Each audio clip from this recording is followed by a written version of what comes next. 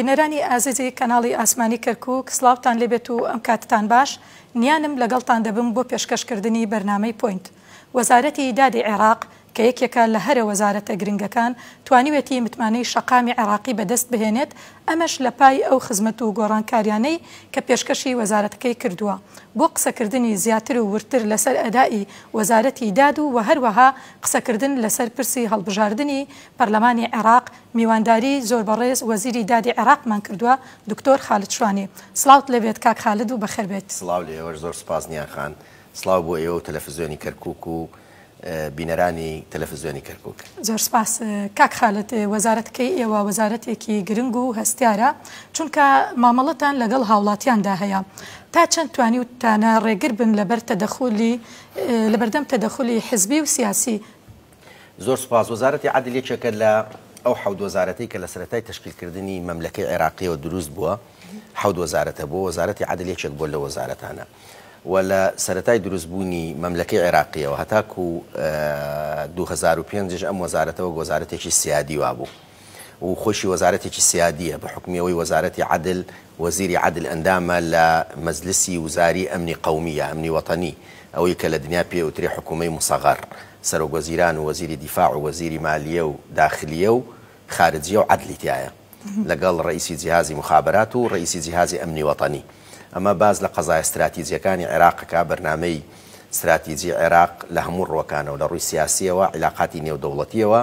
و زایدەن و بارودۆخی ئەمنی ناوخۆیی و دەرەچی. بۆیە ئێمە بە حکمی ئەو اختصاصی هەمانە لە قانون و بە حکمی کاری ڕۆژانەشمان چ لە کاروباری مەحامات و قانون و مەسائلە حقوقیەکان، چ لە پەرلەمانیش 8 ساڵ لە لژنەی قانونی پەرلەمانی عێراق بووینە و دواتریش هەر بەردەوام بووینە لە بابەتە قانونیەکان ئیشمان کردووە. وەزارەتی عەدل یەکێک بووە لەو وەزارەتانی کە لەژێر چاودێری لژنەی یاسایی پەرلەمانی عێراقا بووە. بۆیە بە تەواوەتی خەلەلەکانی ناو ئەم وەزارەتەمان نەزانی. یەک لە مشکلەکانی ئەم وەزارەتە کە وەک وەزارەتێکی ونبوو دیار بوو لەگەڵ ئەهەمیەتەکەی، وەزیرێکی مستەقڕی لەسەر نەبووە ماوە 1-4 ساڵ و وەزیر بێ و بەرنامەی هەبێ و بەرنامەکانی جێبەجێ بکە و هەموو ساڵێک یا وەزیرەکەی استیقالی کردەوە یا بە وەکالەت وەزیرێکە بووە یا مودەکەی کەم بوو و نەیتوانیوە کارەکانی جێبەجێ بکە. لە دوو حاڵەتە 8 ساڵ 4 ساڵ بە 4 ساڵ وەزیر هەبووە لە 2014 بۆ 2018. لە 2014 لە 10 بۆ 18 لە 14 بۆ 18 وەزیرێکی لێ بووە، وەزیرەکە مختەز نەبووە و بەداخەوە وەزارەتەکەی لە سکەی خۆی دەرکردووە بۆ بەلایەنێکی تر و بە ئەوەی کە بەڕێزت ئاماژت پێکرد بۆ تەدەخولی حزبی و تەدەخولی سیاسی و بەکارهێنانی شخصی و ئەوانە. ئێمە یەکێتی نیشتیمانی کوردستان لەگەڵ تەشکیلکردنی ئەم حکوومەتە ئەمێ لێرەوە باز لە وەزارەتەکە بکەم و ئەهەمیەتی ئێمە یەکێتی ڕوئیامان هەبوو بۆ چاکردنی ئەم وەزارەتە و چۆنێتی ئەم وەزارەتە سوودبەخش بێ، هەم بۆ خەڵکی عێراق و بکەینە نمونەیەک بۆ پێشکەشکردنی خزمەتگوزاری و هەم بۆ خەڵکی بەڕاستی کوردستان و بەتایبەتتر کەرکووکیش. ئێمە لە ماوەی سێمانجی یەکەمدا بەس بەرنامەماندانا خەلەلەکانمان دیاری کرد، بەرنامەماندانا کە چۆن ئیش بکەین. بۆیە بەرنمەیەکی چاکسازیماندانا لە ڕووی ئیداریەوە و لە ڕووی شێوازەکانی تری هەدەفەکانی ئێمە کە ئەیپێچین بۆ کەمکردنەوەی ئەو ڕێگریانی لە بەرامبەر پێشکەوتنی وەزارەتەکە و پێشکەشکردنی خزمەتگوزاری وەکو ڕۆتین، وەکو گەندەڵی، وەکو ڕۆتینی ئیداری، وەکو بەهەدەردانی سامانی گشتی کە هەبوو، وەکو بابەتەکانی تری پەیوەست بە موئەسەسەتکردنەوەی وەزارەتی عەدل. وەزارەتەکە کۆمەڵێک مەسائلی قانونی لە بینی هاوڵاتیان و دەوڵەت ڕێکەخا و لە بین هاوڵاتیان و هاوڵاتیان ڕێکەخا و لە التیزاماتی عێراقی دەولیش لە بەرامبەر ئومەمی متحیدە مەجلیسی حقوقی ئینسان کە پەیوەستە بە ڕاستپاردنی دەوڵەتیەکانەوە و هەروەها وەزارەتی عەدل محامی عێراقا لە هەموو ئەو کەیسانەی کە عێراق تیایدا یا شکاتکەرە یا شکاتی لێکراوە. یعنی کە لێرە باز لەوە ئەەکەم لە کەیسە یەکێک لە کەیسەکان کە لە ماوەی ڕابردوودا بووە یەکێک لە دەستکەوتەکان کە شانازی پێواکەین، ئێمە توانیمان 900 ملیۆن دلار لە یەک داوایەکە بەرینەوە بۆ عێراق کە شکات لە عێراق کراوە و کەیسەکەمان بردەوە. کەیسێکی ترمان هەیە بای ملیارێک و 300 ملیۆن دلارە. وەزارەتی عەدل ئێستاکە مڕافعی تیاکە و هەنگا قۆناغەکانی یەکەمی مڕافعەمان بردوێتەوە. ئەمە مەسەلەن ئەم ئەگەر باز ئەم سێکتەرە بکەین لە چاکسازیە، ئەمە بەشێکی بچووک بوو ماوەیەک لە ئەمانەی عامی مەجلیسی وزەرا بوو، ماوەیە لە وەزارەتی عادل بوو، ماوەیەک لە وەزارەتێکی تر بوو، لەبەر ئەوەی وەزیرەکان احتیمامیان بەم بابەتانە نەدابوو. عێراق چەندین کەیسی دۆڕاندبوو بوو بۆ یەکێک لە بابەتەکەینەکان. من لەگەڵ وەرگرتنم بۆ وەرگرتنی ئەم پۆستە احتیمامێکی گەورەمدا بەم سێکتەرە. هەر لە جارێک کردمە دایرەیەک لە ناو وەزارەت لەگەڵ شەریکاتی قانونی نێودەوڵەتی عقدمان کرد کە ئستیشاراتمان بدەنێ. چەندین مستەشاری قانونی لەسەر مستەوای مستەشاری نێودەوڵەتی قانونی لەگەڵیانە تەعاقدمان کردووە. ئیشەکەیمان هەموو کرد بە ئەلکترۆنی. کادرێکی تەواوی قانونی و ئیداری و مالیمان بۆیاندانا. ئێستا ئێمە لە عمری ئەم حکوومەتە یەک کەیسمان نەدۆڕاندووە. کامەیەکێکە لە خاڵەکان کە تەقیمی وەزارەتی عەدڵ کرێت لەلایەن حکوومەتەوە، لەلایەن پەرلەمانەوە، لەلایەن هەیئەی نەزاهە و دیوانی چاودێریەوە، یەکێکە لە سێکتەرە سەرکەوتوەکان. لە فەشەلەوە سەرمان خستەوە بۆ یەکێک لە سێکتەرە سەرکەوتوەکان یا دایرە سەرکەوتوەکانی ناو وەزارەتی عادل. یەک لە بابەتەکانی ترکە ئێمە ئیشمان لەسەر کرد کە زۆریش قرس بوو، مەسەلەی ئیسلاح و سجون و ئەوانە. من ئەو وەزارەتەم وەرگرت ڕێژەی ئیکتیزاز مەبەستم قەرەباڵغی لە ناو سیزنەکان 300% بوو. بەمانایە تر ئەگەر قاعەیەک 10 کەس بگرێ 30 کەسی تیا بوو. ئەمە من بەرنامەیەکماندانا لەگەڵ فەریقەکەم طبعاً لە وەزارەت کە چۆن بتوانین ئیکتیزاز کەم بکەینەوە. ئەمە مەسەلەیە زۆر قورسە لە ڕووی ئەمنیەوە، لە ڕووی لۆجستیەوە، لە ڕووی بینایەوە، لە ڕووی سەحیەوە، لە هەموو ڕۆک خوێندن بە پێشەلکردنی مافی مرۆڤیش هەژمارەکرێت و هۆکارێکە وەک خۆت وتت لە ڕووی سەحی. بەتەکید ئەوە یەکێک بوو لە خاڵە سلبیەکان کە لەسەر عێراق بوو. من بەرنامەیەکم دانا لە ماوەی 2 ساڵە ئیکتیزاز بگەێنمە 200%، دوای 3 ساڵ بگەێنمە 100% بە پێی معیاری خۆی. ئەمڕۆ کە ئێمە بێکەوە قساکەین نەک 200%، 126%. بۆ نهایەتی ئەم ساڵ منە گەێنمە 100% وعدەکەی خۆمان کە داومانە جێبەجێیەکەین. کە باز لە پارە ئەەکەین ملیاراتی دینار، ینی زیاتر لە 50 بۆ 60 ملیار لە ساڵێکە بە هەدەر ئەڕۆیشت لەو مەجالانەیە بۆ سەرفکردن. ئێمە هەموو ڕێکمان خستەوە لەگەڵ چاودێری دارایی عێراقا ئەم پارانەی ئێستاکە بۆ ئەو ئاراستەیە ئەڕواکە حکوومەت بۆی دایناوە بۆ دابینکردنی پێداویستەکانی دایرەی ئیسلاح. یەک لە بابەتەکانی تر لە یەک گرێبەستا بۆی خەڵک ینی بیزانێ کاڵین یەکێتی دژی گەندەڵیە و لە چاکسازی وعدماندا بوو چاکسازی لەم کردە بکەین. لە یەک گرێبەستێکە کە کرابوو سەرەتا من دەستم بۆی برد بۆی چاکسازی تیا بکەم. زەختی زۆرەوە بۆ بگەڕێنەوە بۆ پرسیارەکەت. زەختی سیاسی و حزبی و کەسی ئەوانە هەبوو بەڵێ زەختە بوو. لە یەک کەیسێکە عەقدێکە هەڵم وەشاندەوە و تعدیلم کردەوە جارێکی تر لە بەرژەوەندی دەوڵەت 116 ملیارم گەڕاندەوە بۆ دەوڵەت. گەڕاندەوە بۆ خەزینەی گشتی. ئەمە ڕەنگە شارعی کوردی ئاگدار نەبێ. ئەم کەیسە بە تایبەتی لە شارعی عێراقیە بۆ جێگای باز بۆ ماوەی هەفتە و مانگ و ئەوانە لە بەرنامەی ئەعلامیەکانی عێراقی باسەکرا کە ئێمە بە پشتیوانی خوای گەورە دواتر بە پشتیوانی حزبەکەم و بە پشتیوانی کاکبافڵیش طبعاً چونکی بە توندی لە پشتم بوو بۆ ئەوەی هەر زەختێکیش هەبێ بچمەوە لای ئەو لێمان بکرێت توانیمان ئەم چاکسازیە بکەین. ئەوە هەنگاوی یەکەم بوو کە ئەو بربەستەمان تێپەڕان حزبی گەورە کەسایەتی گەورە خەڵکی گەورە لە ناو ئەو مەلەفەیە بوو. توانیمان تێی بپەڕێنین بەرەو پێشی بەرین. لەوە توانیمان چاکسازی زیاتر بکەین لە سێکتەرەکانی ترە. یەک لە بابەتەکانی تر کە دژی گەندەڵی و چاکسازیمان کرد لە دایرەی تەزیلی عەقاری لە یەک محافەزە لە محافەزەکانی عێراق کە ئەمبار بوو تەزویر و گۆڕانکاری بە زەوی دەوڵەت کرابوو بایی 2 ملیار دلار. توانیم کەشفی بکەم و گەڕاندمانەوە هەموو ئەوانەی کە تەزویرەکانیان کردبوو گیرابوون. ئەمە لە ڕەمەزانی یەکەمین ساڵا بوو کە ئێمە وەزارەتمان وەرگرت. حەدیث و بەرنامەی زۆربەی قەناتە تەلەڤیزیۆنەکان و ڕەئی عام و نووسین و ئەوانە بوو. ئەو کات پێی وترا ئەمە گەورەترین ئەوەیە گەورەترین دزی لە دوای سەریقەت قەڕن لەوێ لە سەریقەت قەڕنێک هەیە ئەوەی کە 4 ملیار دۆلارەکە دزراوە. ئەمە 2 ملیار دلار بوو کەشفمان کرد. مەپارەی دەوڵەت بوو، عەرزی دەوڵەت بوو، فرۆشرا بوو، پارەیان لە خەڵک وەرگرت بوو. ئێمە توانیمان ئەمە کەشف بکەین و بەو پەڕی جورئەتەوە دایانمانە نەزاهەوە ئێستاکە سزنەوەی کە ئەم پرۆسەیان ئەنجامدا بوو. دەیان پرۆسی تری لەم شێوەیە. ئەمانە هەمووی وای کرد کە متمانەیەک لە هێزە سیاسیەکان بە وەزارەتی عادل بگەڕێتەوە و جەماوەر و خەڵکیش بگەڕێتەوە و تەماسێکی مباشریشم لەگەڵ خەڵکا دروست کرد. مباشر ئێمە خۆم جۆ لە خەڵک ڕاگرم و کێشەکانیش بتوانین چارەسەر بکەین. هەندێک بابەتی تری پەیوەست بە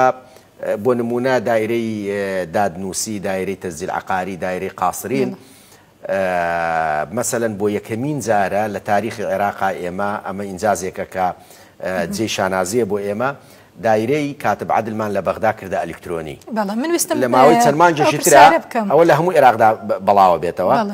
لە 15 نهایەتی ئەم ساڵ دایری تەزیل عقاری شەکەین کە ئەمە گەورەترین تەحەدیە گۆڕینی ئەو سیستەمە کە بکرێت بە ئەتمەتە بە سیستمی ئەلکترۆنی ئەتوانێت بە شێوەیەکی تەواوەتی ڕێگر بێ لە بەردەم گەندەڵیدا بە تەواوەتی ڕێگرێ بێ لە بەردەم تەزویر ابتیزاز تەزویر ئیتر ئەوە بە هەوی بتاقەی وەتەنی و بە بەسمەی دەسە بێ ئیتر کەس ناتوانێت تەزویر بکایە چێکی تر لە باتیە چێکی تر وەکالەت بکە ڕەنگە هەندێک خەڵک بڵێ ئینجا وەکالەیەک چیە یەشێک لە باتیە چێتر نەیکە بەو وەکالەیە سیارە تەحویلە بێ بەو وەکالەیە ڕەنگە تو وەکالە بدەیت یەشێک خانوویەکت هەبێ بچێ خانووەکەت تەحویلکە شەریکات تەحویلە بێ ئەسهومی شەریکات یعنی ئەم کەسە وەکیل وەکو موکلەکە وەکو کەسە ئەسڵیەکە بۆیە هەموو تەسەڕفێک بە ئەملاکی خەڵک بکە بە ئەملاکی موکلەکە بکە بۆیە لە ڕێگای ئەم وەکالەتانەوە کە کراوە کاتی خۆی بۆ ئەوانەی کە لە دەرەوە بوونە زۆر ئەملاک و مڵک و ماڵی مەسیحی خەڵکی دەرەوە فرۆشراوە تەزویر کراوەتە ناو خەڵکی ترەوە خەڵک زەرمەندی گەورە بووە بۆیە ئەم هەنگاوەمان کە ئەعلان کرد لە بەغا بووە جێی دەستخۆشی و جێی باسی خەڵک تەزیل عقاریش بە هەمان شێوە کاتێک کە ئیکەی نەبێتە تەزیل عقاری ئەبێتە ئەلکترۆنی ئیتر یەکەم تەزویر نامێنێ دووەم ڕۆتین نامێنێ کە ئەوش بە سلسیلەیەکە لە سلسیلەکانی گەندەڵی سێم ابتیزاز نامێنێ ئیتر تو بە ئەلکترۆنی بۆ خۆت ئیشەکەی خۆتەکەی پێویست ناکا بڕۆیت لەلای مۆزەفێک بڵێ هەوێکەت کۆنە و ڕسمەکەت کۆنە و بڕۆ بیگۆڕەنەوە وەڵا 100,000 150,000 200,000 بدەرێ بەڕەشوە بۆ ئەوەی ئیشەکەت جێبەجێ بکەم سێم مەسەلەی وەقتیش یعنی وەقت تو چەندێک وەقت ئەبەیتە ڕێودوایش کارئاسانیکردن بۆ هاوڵاتیەک بێ ئەوەی مراجعە بکا بێ ئەوەی بڕوا ئیشەکانی هەمووی جێبەجێ بێ و دواتریش حیفاظکردن و شەفافیت بۆ ئەملاکی مواطنین ینی بۆ هاوڵاتیان ئەم تو زەویەکە تێ ڕەنگە هەموو ژیانت ئیش بکەی بۆی زەویەک بکڕی ئەم زەویە ڕەنگە تەزویر بکرێت لە هەر مەرحەلەیەکا و ئەمە لە ناو تو نەمێنێ و ئەمە لێوەربگیرێتەوە بۆیە بەپێی ئەم سیستەمەی کردومانە منەسەیەکە بێت و ڕۆژانە ئەتوانی بچیتە سەر عەرزەکەی خۆت سەیری مستەمسەکاتی خۆت بکەی کە عەرزەکەت گۆڕانکاری بەسەرا نەهاتووە و دواتر بەبێ خۆشت بەبێ بەسمەی خۆت و بەبێ ئەو مستەمسەکاتە ئەلکترۆنیانی کە دەرەکرێ کەس ناتوانێتتر دەستکاری مڵکەکەت بکە ئەمانە نەقلاتی نەوعی زۆر گەورن کە لە ساڵی 2010 حکومەتی عێراق هەوڵەدا ئەتمەتەی دایرەی تەزیل عقاری بکە هین کوتابی عدول بکە ناکرێ بۆیە کە کردمانەوە سەرۆکوەزیران خۆی کردەوە لەبەرەوەی زۆر مهم بوو بەرنامەکەمان بەلاوە مهم بوو ئەوانە سەرۆکوەزیران خۆی افتتاحی کرد ئەوەی تەزیل عقاریش خۆی افتتاحەکە ئەوە ئەمانە ینیینن ئینجازاتن کە پێشتر نەکراوە بە پشتیوانی خوای گەورە توانیمان تایە سەرکەوتوو بین بە متابعەکردن و جدیەت و ئیشکردن لەو بابەتانە مەسائلی تری زۆر هەیە ئێمە ئەگەر نازانم بینەسەر قوانین و تعدیلی قوانینمان کرد کە نەکراوە فەرموو کاک خالد وەزارەتەکەی ئێوە بەوە ناسراوە کە چاکسازی ئەتوانم بڵێم سەرتاسەری کردووە لە هەموو سێکتەرەکانەوە و لە تەنیشت هەموو ئەم چاکسازیانەوە چەندین بڕیاری گرنگتان دەرکردووە کە بڕیاری بوێرانن کە ئەچێتە چوارچێوەی ئەو چاکسازیانەی کە بووە بە دەستکەوت بۆ وەزارەتی داد یەک لەوانە بڕیاری ئەوەتان دەرکرد چەندین فەرمانبەر و بەڕێوبەرەکانتان لە کارەکانیان دوور خستەوە بەم کارانەتان توانیوتانە هێڵی سوور بشکێنن لە ڕوبەڕووبوونەوەی گەندەڵیدا بەتەکید عادەتێک لە ناو وەزارەتەکانی حکومەتی عێراق هەبوو پێشتر وەڵا ئەو مدیر عامە فڵان حزب کاندیدی کردووە وێ نابێ محاسبە بکرێ یا ئەمە ئەگەر گەندەڵیشی کرد ئەبێ چاوی لێ بپۆشی ئەوانە ئێمە چاومان لە کەس نەپۆشیوە و ناشی پۆشین هەر کەسێک ئیشی کردبێ بە تونترین ئیزراعاتمان لەگەڵی وەرگرتووە من هەندێک جار کەسێک بە خۆم بە تەبیعەتم کەسێکی تند نیم یعنی ئیزراعاتی تند لەگەڵ خەڵکا بکەم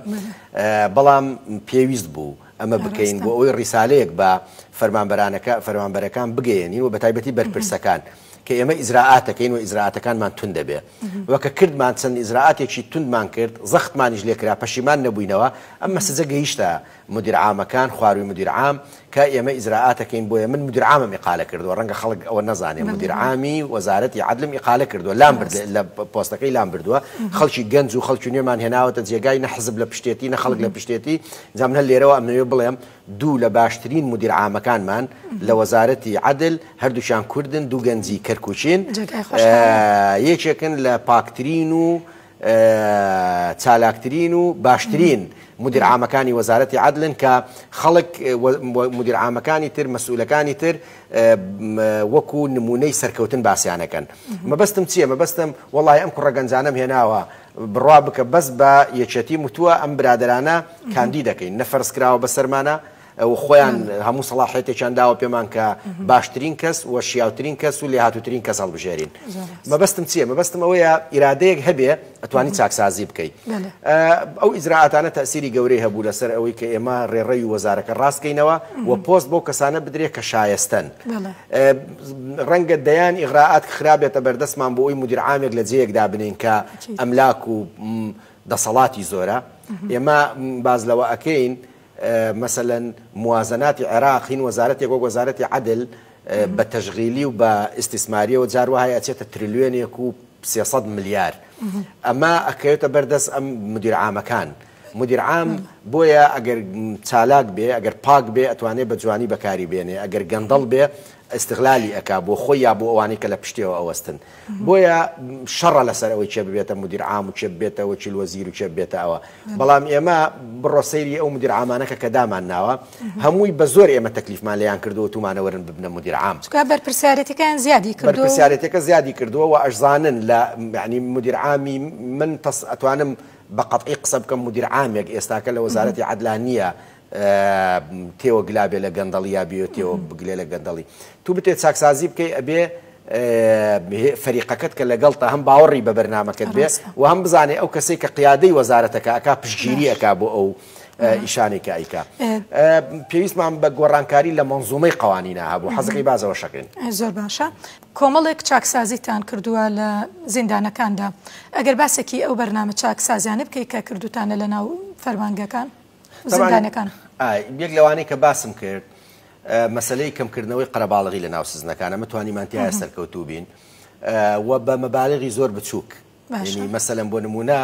سزنی چەمچەماڵ فیدرالی چەمچەماڵ هەر بەجێ هێشترا بوو بێ ئەوەی بە چەند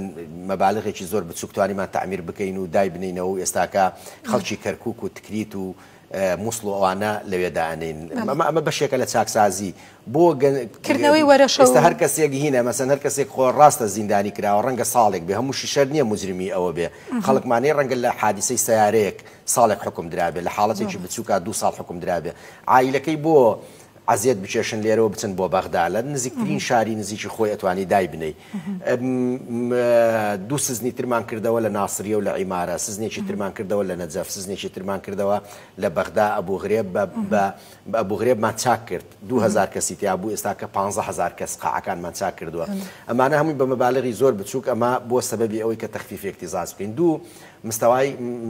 مەسئلەی ڕعایی صحی بۆ پێشکەشکردن. یعنی من هەندی ئەرقام هەیە ناتوانم بیڵێم بە حکمی میهنەکەم عدەدی زۆر گەورە کە من وەزارەتم وەرگ لە ناو سزنەکان ئەم مردن بەهۆی نەخۆشیەوە. ئێستاکە ئەو عدەدا مەگەر بە ئەجەل و بەوانە خەڵک عەمرخوا بکە ئەوە توانیمان بۆ لەبەر ئەوەی زیاتر لە چەندین کۆبوونەوەی مباشرم لەگەڵ وەزیری سەحەیا کردووە و کاتێک کە خەلەل هەیە مباشر لەگەڵ وەزیری سەحا قسە ئەەکەم و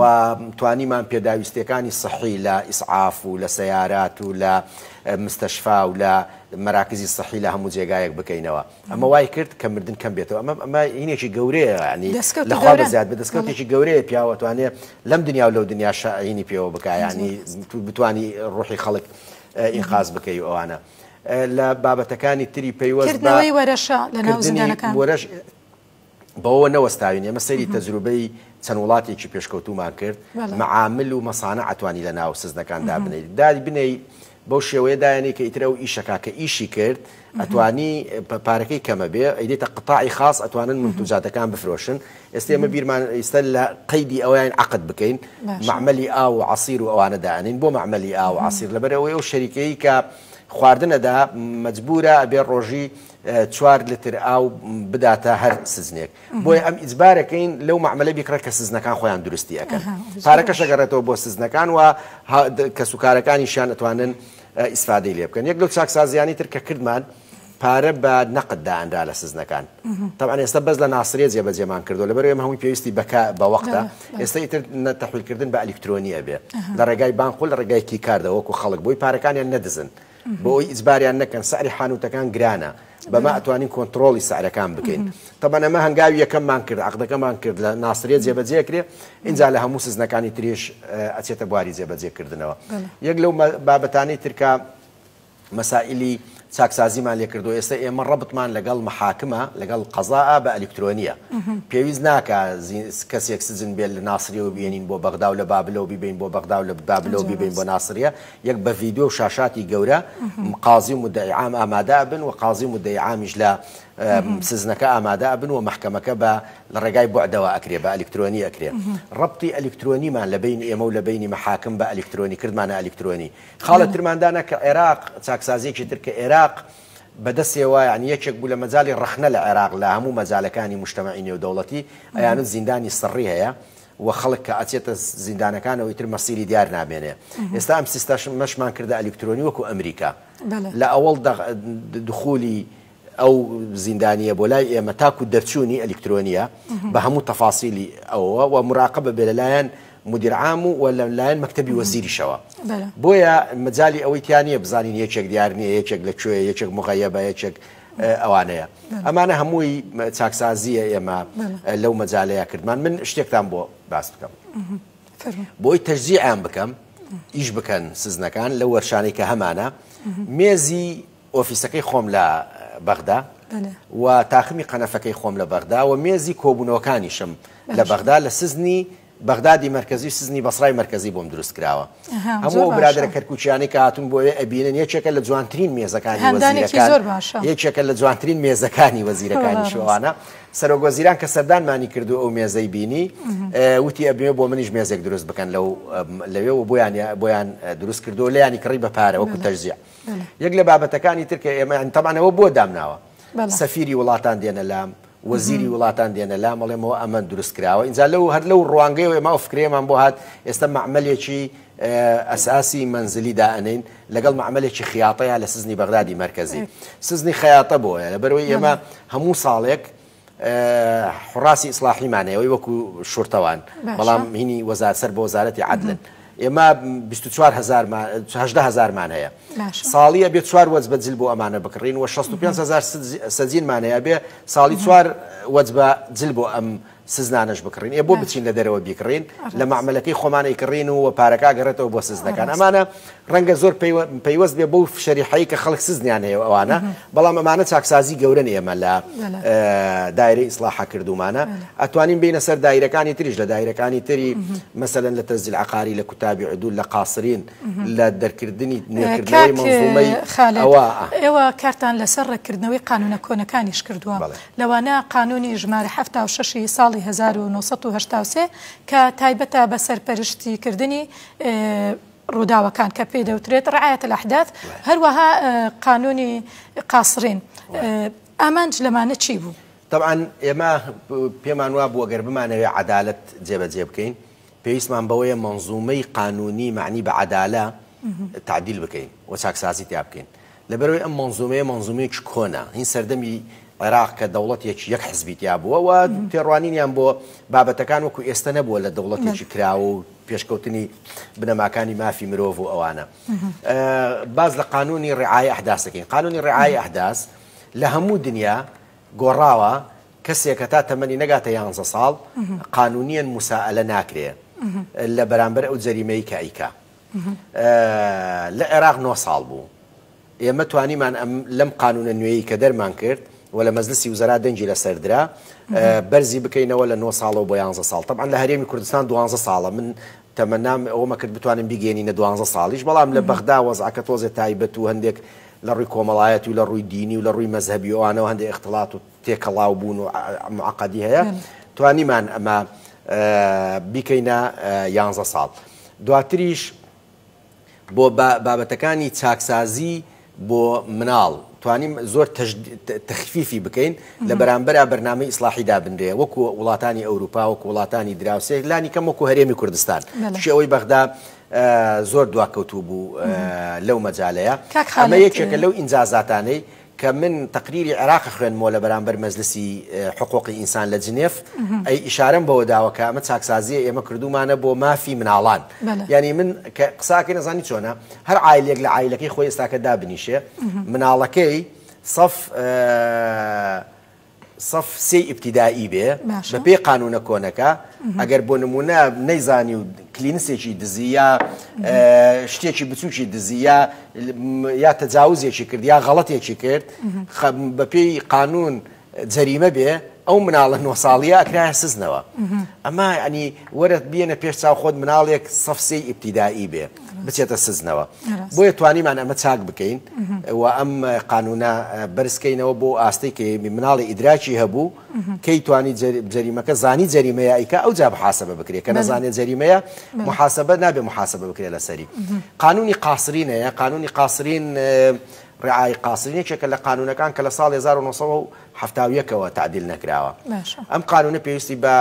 تعدیلکردن بوو لە دووسێ بابەتە بابەتێکی ئێستاوانەی قاسرین بنە مشکلەیە ئەزانن و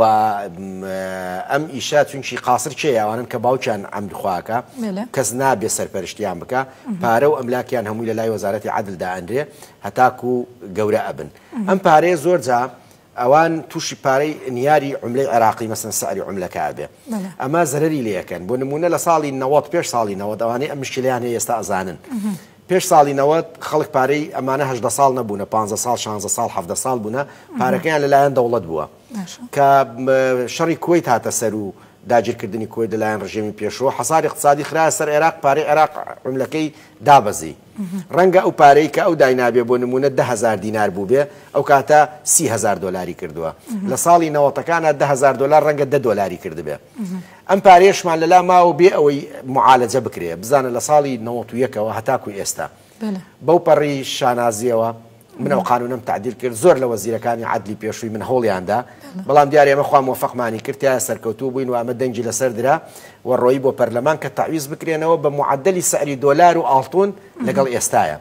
ئەمە ئینسان دەتوانێت ینی شانازی پێوە بکە هەم بۆ ئەم دنیا و هەم ینی ئەجری ئەو دنیاژ لە بەرامبەر و شوێن پارێ بۆ ئەو کەسێک کە پێوترێ یەتیم ینی باوچی نیە بێت غەدرێک بە لێی کرابێ ئێستێمە بتوانین ئەم غەدر و زوڵمەی بۆ بگەڕێنینەوە یەک لە بابەتەکانی تر پەیوەست بە دایک بوو کە باوکی نەبێ چۆن وەسی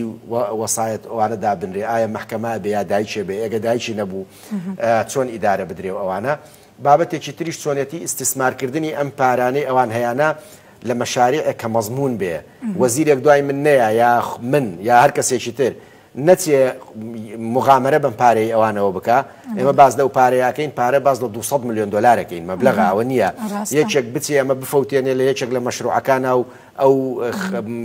ئەو قاسرانە زەرمەند بن بۆیە ئێمە دامان نائەبێ ئیستیسمارەکەی لەو مەشاریعانە بێ کە مەزمونەتە ڕەبحە لە ڕووی اقتصادیەوە بۆی نییە لە هەموو بابەتێک بێەوە بە کۆمەڵی قیود یعنی ئەوە نەبێ هەرکەس دەستکراوە بێ بۆ خۆی بە کەیفی خۆی بتوانێت ئەو پارەیە سەرف بکە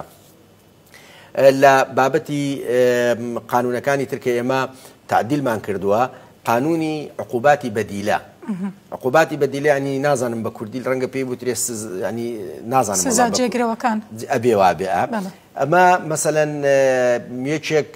بە سیارێکی ئەو عقوبات ئەو جەریمانەی کە عقوبەکەی لە خوارد 5 ساڵەوەیە ئەگە 50% عقوبەکەی تەواو کرد بۆی هەبێ 50%ەکەی تری بە چەند شێوازێک تەواو بکە یەک لەوانە مەسەلەن غەرامە و کڕینەوەی ئەو مودەی کە هەیە یەک لەوانە ئەگەر جەریمەکەی قورس نەبێ منافعی ئیجتیماعی تەقدیم بکە بێ خزمەتی کۆمەلگا بکە تەبعاً ئەمە هەمووی لەژێر چاودێری قازیە ئەبێ نەک هەروە بە ئەوە لەگەڵ ئەجیزە ئەمنیەکانە یەک لەوانە مەسەلەن سیواری ئەلکترۆنی هەیە بکرێتە پای بۆی هەیە بگەڕێ بەڵام بۆی نییە بۆ نمونە لە محافەزەکەی خۆی دەرچێتە دەرەوە لەژێر چاودێری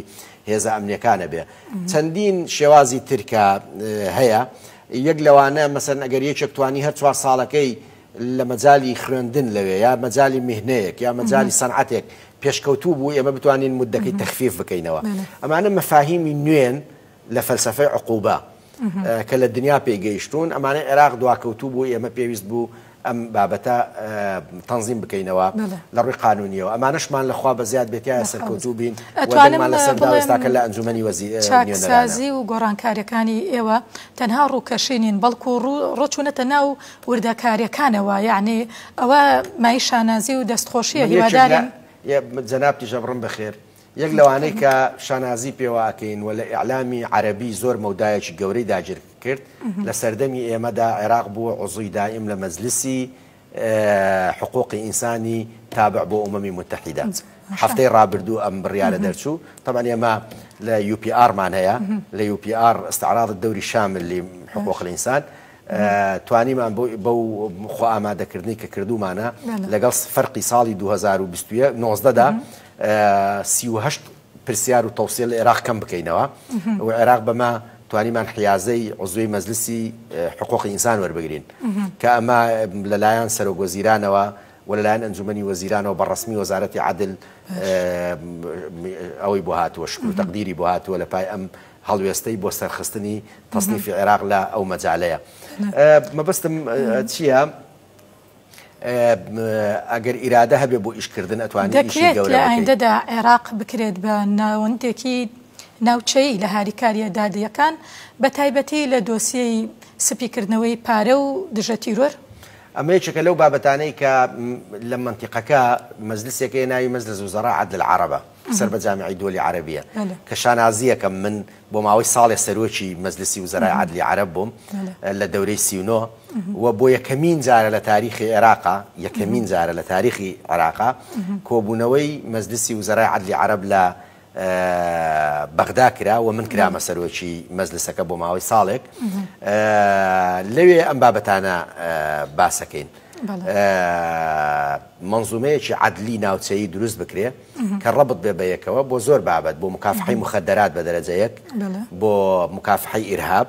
بۆ مکافحەی غەسیلی ئەموال و بۆ مکافحەی جەرائیمی ئەلکترۆنیش ئەمانە ئەو بابەتانن کە قەیدی مناقەشەیە ڕۆژی 23/11 مؤتمەری دووەممان هەیە مؤتمەری یەکەممان کرد مؤتمەری دووەممان هەیە لە ڕیاض لە سعودیە کە 5 وەزیری عەدلی وڵاتەکان لە مەکتەبی تەنفیزین ئێمە بەشداریەکەین ئەمەش بۆ خۆی نوێنەرایەتێکی گەورەی عێراقا وەک دەوڵەتێکی خاوەن بڕیار و ئەمە ئەو ئەگەر نەبێتە خۆهەڵکێشان پێش من ئەمە نەبووە عێراق دەوری هەبێ لە ناو مەجلیسی وزەرای عەدلی عەرەب پەیوەست بەوەیە من باشترین پەیوەندیم هەیە لەگەڵ وەزیری عەدلەکانی عەرەبە لەسەر ئەساسی هاوکاری و احترامی یەکتری گرتن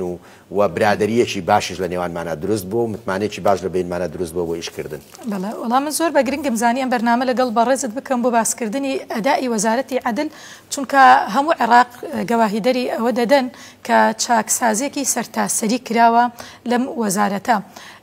کاک خالد تا چەند ئێوە کارتان کردووە لەسەر ڕاستپاردە نێودەوڵەتیەکان کە ئاراستەی عێراق کراون؟ طبعا ملفێکی معقدە هینە ڕاستپاردە نێودەوڵەتیەکان کۆمەڵێک سێکتەر لە خۆئەگرێ پێویستە بەوەی عێراق کە ئەنزیمامی کردو بۆ ئەتیفاقاتە نێودەوڵەتیەکانی معنی بە حقوقی ئینسان ئیتر هەمووی ئەوەی اتفاقی سیداوە کە پێوەستە بە مافی ژنانەوە اتفاقی حقوقی طفلە تەمیزی عنصریە اتفاقياتي عمل وإشكردنا اتفاقياتي عهدي دولي حقوقي ثقافي واقتصادي واجتماعية اتفاقاتي متعلق بحقوق مدني وسياسية أما أنا همي كانضمامك يبون اتفاقياتنا التزامات خاطر سرشانت أبيهم التزاماتنا زيب كريه هر أونية بتسي لوي إلقاء شي باش بكي نخير لوي خبرائي همو ولاتان دانيشن برسيارد ليه كان أبي أو التزاماتنا لنا أخوي خوتا زيب كرد به أما بوا أبي كاتك إيما يكمين صالشينا أبي كومالي وعد مان دا وتمان أروينا وزيب كين هاتينا ولا ما يدو صالة كدا زيب مان كرد قرينا وتمان التزاماتنا كهبو زيب كرا بويا صنفي تصنيفي عراقا كردا تواني من مقعدي دائم لمجلس حقوق الإنسان وربقرين سببك أويا مثلا بونمونا لمجال مكافحة التجار بالبشر عراق لموقعي الرمادية ودرتو بموقعي صوص مثلا لمسائل بيوست بحقوق منال أو قانوناني كردو معنا أما تصنيف عراق باتا بيشوا مسائل بيوست بتنظيم كردنوي بهذا تقدار كان نازانم انواع هين مان هي التزامات مان هي كالدروه دواء كان عراق جيب كا اما تواني مان الم ملفيا بيشكوتن بخو ببينين ولجنيك هي كدروس كراوه ام لجنيه حفظه وزاره لخوغري حفظه وزاره وحفظه جهه خوش بختانه بسر وكالتي وزيري عدله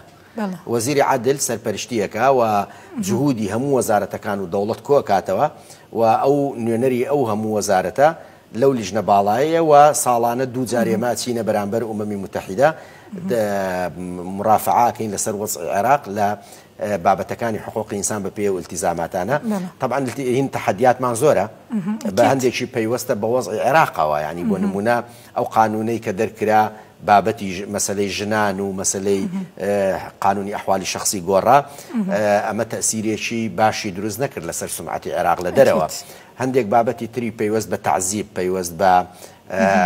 بوونی هێزی چەکدار لە دەرەوەی منزومەی ئەمنی عێراق، هەندێک بابەتی تری پەیوەست بە حڕیەتی ڕێی و تعبیر. بەڵام بەگشتی قەناعەتەکەوە عێراق هەنگاوەکانی بەرەو بە دیموکراتی بوون و بەرەو حڕیەتی زیاتر و بەرەو دەوڵەتی موسساتە بە ئەمەیە بابەتەکەەوە جیاوازی لە نێوان عێراقی ئێستا و عێراقی پێش ساڵی 2003. ئەتوانم بڵێم ئەگەر ئێمە بمانەوێ حەقی تەواوەتی وەزارەتەکەی بەڕێستان بدەین کە ئەو ئیشانی کردوێتی سێ بەرنامەی ئاوا بەشی ناکات، با بچینە لای تەوەرێکی گەرم و هەنوکەیی ڕۆژ. ئەویش پرسی حملەی بانگەشەی هەڵبژاردننی پەرلەمانی عێراقا. یەکێتی نیشتیمانی کوردستان دەڵێت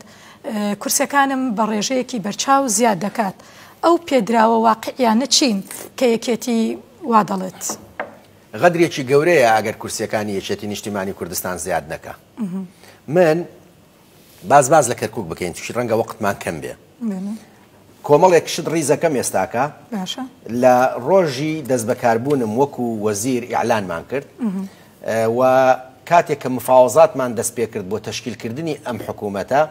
ئێمە وەک وەرەقەی یەکێتی نیشتیمانی کوردستان بۆ ئەم داواکاریانەمان بۆی جێبەجێ بکرێ بۆ کەرکووک و یەکێتی جارێ هەر پێش هەموو شتێ موقع ڕاستەکەی هەڵبژاردە بوو لە ناو معادلەی سیاسی عێراقا، نەچووە ناو تەحالفێکی سێ قۆڵی و دوو قۆڵی و ئەوانە سوورەتەکەی بەوازحی خوێندبەوە بە گەورەیەکەی بۆیە زانیمان لە چووەوە بەرژەوەندی کوردە پارێزرێ. یەکێتی لە موقع ڕاستەکە بوو کە ئیتوانی لە مفاوەزاتە شروعی خۆی فەرز بکە. بۆیە ئێمە کۆمەڵێک داواکاریمان تەقدیم کردبوو بۆ کەرکووک وەکو یەکێتی نیشتیمانی کوردستان کە ئەمانی خوارەوەن. یەکەم محافظی کەرکووک بگۆڕدرێ و محافظ بدرێتە بە پێی انتخاباتێک بێ. ئێمە داوامان کرد محافظ یەکسەر بگۆڕدرێ و دواتر هەڵبژاردننی ئەنجومەنی پارێزگا بکرێ و ئەگەر بێت و هەڵبژاردننی ئەنجومەنی پارێزگاکانیش نەکرا کەرکووک ئەبێ لە ماوەی 6 مانگە هەڵبژاردننی هەرتیا بکرێ بۆی ئیدارەکەی بگۆڕدرێ. چی ئەمە وعد بوو بە ئستیسنامان کرد و ئەمە قسە نییە، یعنی من بیکەم لە ناو بەرنامەی کارەکەی ئەم حکوومەتە هاتووە کە لە پەرلەمانەوە دەنجی لەسەر دراوە، لەسەر وێبسایت لێیدە، لەسەر ئینتەرنێت لێیدە، لەسەر وێبسایتەکانە هەیە. ئەمە یەکەم داوامان کردبوو ئیداری کەرکووک بگۆڕێ، توانیمە ئەو هەڵبژاردننی ئەنجومەنی پارێزگای کەرکووک بکرێ. هەڵبژاردننی ئەنجومەنی پارێزگای کەرکووک کرا، لە کەرکووک هەڵبژاردن کرا، چون لە محکەمەی ئیتیحادی شکاتیان کرد بۆ ئەوەی هەڵبژاردننی ئەنجومەنی پارێزگای کەرکووک نەکرێ، کردمان و دوای مفاوەزاتێکی قرس بە پێی ئەو پەیوەندیە باشەی کە یەکێتی نیشتیمانی کوردستان و کاک بافڵ هەیەی لەگەڵ لایەنە عێراقیەکان توانیمان محافظی کەرکووک وەربگرینەوە بۆ گەڕانەوەی بۆ دەستێکی شەرعی خەڵکی کەرکووک و زۆرینەی خەڵکی کەرکووک کە بە تەفاهم لەگەڵ هاوپەیمانەکانمانە لە شاری کەرکووک دروستمان کردووە. ئەمەش نەتیجەی سیاسەتە ڕاستەکەی یەکێتیە کە لەسەر بنەمای پێکەوە ژیان و یەکتری قبولکردن و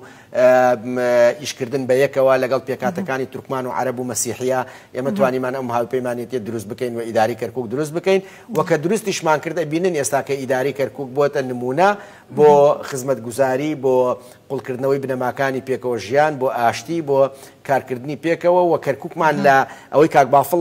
لە حملەی انتخابی ڕابردووە باسی کردوتی تر نامانەوێت باس کەرکووک بکرێوە کێشە، باس کەرکووک بکرێ وەک چارەسەر. ئێستا کەرکووک باسەکرێ وەک نمونەیەک بۆ پێکەوە ژیان. ئەمە ئەو بەڵێنەمان جێبەجێ کرد. بەڵێنی دووەم ئەوە داوامان کرد کە قەرارەکانی مەجلیسی قیادەی سەورە هەڵبۆشێتەوە کە پێشتر لە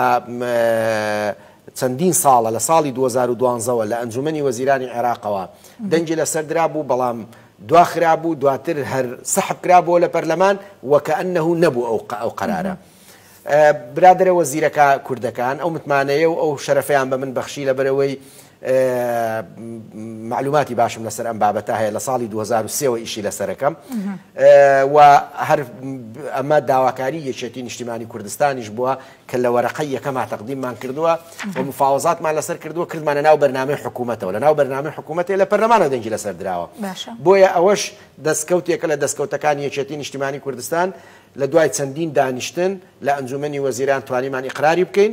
ناردمانە پەرلەمان کە چووە پەرلەمان بەندە 3 جار بان کراوە بۆ پەرلەمان لەگە سەرۆکی کوتلەکانە لەگەڵ ئەندام پەرلەمانەکانە دانیشتوین بۆ ئەوی بگەینە سیغەیەکی تەوافقی ئەو قانونە دەربکەین قانونەکە دەرچوو بەڵاومان کردەوە لە وەقای عێراقی ئەبێت تعلیماتی پێ دەربچێت لژنەمان دروست کرد لژنەکەی تعلیماتەکەی تەواو کردووە و ئەمە بۆ یەکەمین جارە لای تۆ هیڵێم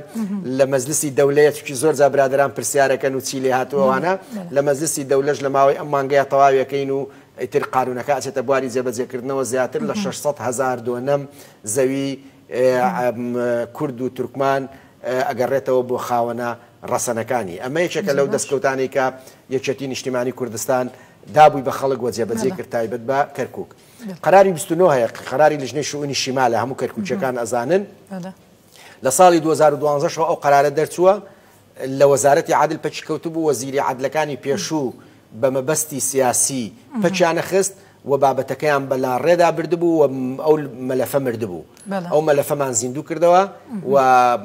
بە ڕێوشوێنێکی قانونی بە شێوەیەکی گونجاو لەگەڵ دەستور لەگەڵ قانون لەگەڵ هەموو بنەماکانی تری قانونی عێراقی توانیمان تەواوی بکەین و ئینشەڵا نهایەتی ئەم هەفتەیە یا سەرەتای هەفتەی داهاتوو لە کەرکووک دەستەکەین بە جێبەجێکردنی هەڵۆشانەوەی ئەم بڕیارە و فەلاحە کورد و تورکمانەکانە چەند معاملەی خۆیانەکەن بۆی عەرزەکان بگەڕێتەوە ناوی خۆیان کە نزیکەی 400,000 دۆنەم زەویە یەک لە بابەتەکانی تر کە ئێمە وعدمان بە خەڵکدا بوو و لە ناو بەرنامەی حکوومەتدا ئێمە دامان ناوە و بۆ کەرکووک و دەنگی لەسەردرا تعدیلکردنی قانونی شوهەدا شەهید کەسوکاری شەهیدان و من لێرە چەند مامۆستایەکی زانکۆ کاتی خۆی ئەم بیرۆکەیان لەگەڵ ئێمە باس کردبوو بۆی بە تەحدیدش بڵێم کەستر خۆی نەکاتە هین و ئەوانە قەزدم حزب و کەسایەتی تر بڵێم من کردم دکتۆر عومەر ئینجا مەشروعەکەی هێنا وتی کەسوکاری تەلەبە شەهیدەکانی ئێمەی پێشمەرگە سودمەند نابن وەکو جێشی عێراقی و حەشدی شعبی ئەبێ کەسوکاری پێشمەرگە بەشدار بن ئەمە داوای تعدیلکردنیمان کرد لە بەرنامەی حکوومەتدا تەثبیت بوو بەو پەڕیشانازیەوە بەندە لەگەڵ پرۆسەی تعدیلکردنی قانونەکە دامانە لە ناو قانونەکە لە حکوومەت دەنگمان لەسەردا چووە پەرلەمان و لە پەرلەمانیش دەنگی لەسەردرا ئیتر لێرە هەنگاوەکانی دەست پێەکەین لە ماوەی داهاتوودا چۆن ئەوانەی کەرکووک کەسوکاری شەهیدەکانمان هاوشێوەی شەهیدەکانی عێراق هەمان امتیازاتیان هەبێت لە هەموو ڕۆکانەوە یەک لە بابەتەکان تر کە ئێمە بڕیارمان لێیدا بوو یا ئیشمان لەسەرە کرد بۆ ئەوەی کە جێبەجێ بکرێت بەداخەوە جێبەجێ نەکراوە ئەوەش پەیوەستە بە حکوومەتی هەرێمی کوردستانەوە نەقڵکردنی هەموو مامۆستاکانی دراسەتی کوردی بۆ شاری کەرکووک لژنەی باڵامان دروست کرد لە بەغدا من نوێنەری کورد بووم لە ناو لژنەکە نوێنەرێکی وەزیری برادرانی پارتی شیتیا بوو چەندین کۆبوونەوە لە نێوان حکوومەتی ئیتیحادی و وەزارەتی پەروەردە و حکوومەتی هەرێمی کوردستان کرا اتفاق کرا لەسەر منهەجەکان لەسەر شێوازی کارکردن چۆنیەتی نەقڵکردنەوەی مامۆستاکان گەیشتە هەنگاوی نەقڵکردنەوە بەداخەوە ینی من لێرە وایڵێم حکوومەتی هەرێمی کوردستان ئامادە نەبوو دەرەجە و تەخسیسە مالیەکانە نەقڵ بکە بۆیە ئەم مەلەفە گەورەیە وەستێنرا ئەویش پەیوەستی بەوە بوو بە تەنها لە دەسەڵات خۆمان نەبوو لە بەغدا بیکەین پەیوەست بوو بە حکوومەتی هەرێمی کوردستانەوە ئێمە لە ماوەی داهاتوودا ئەم بەڵێنش چۆن داومانە ئیشی لەسەرەکەین بە شێوازێکی تر بتوانین ئەم مەسەلەیە چارەسەر بکەین بۆیە ئەم بابەتانەی کە بۆ نمونە وعدمان بە هاوڵاتیانی کەرکووکدا بوو ئێمە لە حکوومەتی ئیتیحادی جێبەجێیەکەین لە پەرلەمانی عێراق جێبەجێیەکەین مەسەلەی بە پارێزگابوونی هەڵەبجە ئەمە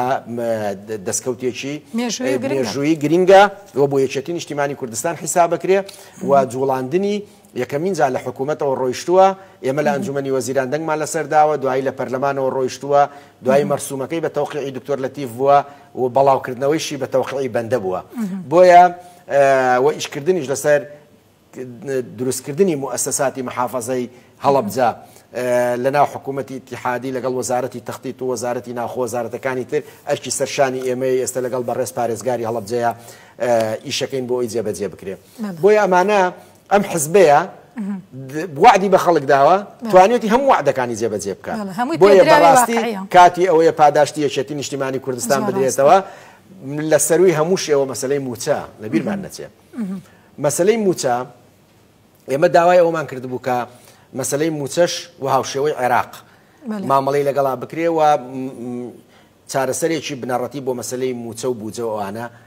دابنرێ و ئەمە گەیشتە ئەوەی ئەم بابەتە چەندین جار بگاتە بنبەست و آخر جار گەیشتە بنبەست بۆ ماوەی 3 مانگ ڕاتب نەهات و بابەتەکان و هاتە شەنووج بوو لەوەی کە لە یەک بپچڕێ لەژێر ڕێنمایی یەکێتی نیشتیمانی کوردستان و ڕۆڵمان بینی لە ناو ئەنجومەنی وەزیران توانیمان لیژنەیەکی وەزاری دروست بکەین ئەم لیژنەیە سەر لە نوێ بابەتەکانی داڕشتەوە لەگەڵ کاک بافڵا لەسەر خەت بووین وتی بەس بایی ئەوەندە ڕای بگرێت تا دێمە بەغدا لەگەڵ هاوپەیمانەکانمانە قساکەین تێک نەچێ تا ئەوەندەی ئەگەمە بەغدا لەگەڵ هاوپەیمانەکانمانە قساکەین لە ماوەی 2 ڕۆژ 2 جار هاتە بەغدا چووە هەولێر گەڕایەوە جاریش تراتەوە بەغدا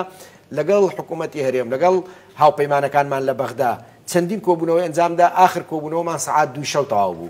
توانی ببێتە ئەوەی کە خریتەی یان نەخشەی ڕێکەوتنی هەناردەکردنی نەوت و پێدانی موچە بدرێ و ئەمە ئیسەکەوتە سەر سکە و بۆ هەتا بۆ داهاتە نانەوتیەکان ئێستاکە گەیشتە ئەو بابەتەی کە ینی هەنگاوەکان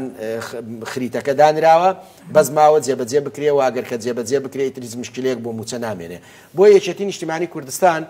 ئەو بەڵێنەی بە خەڵکی داوە جێبەجێ کردووە بۆیە ئێمە چاومان لەوەیە دەنگدەرانی کوردستان و کەرکووک و خانەقین و سنجار و مووسڵ و دووس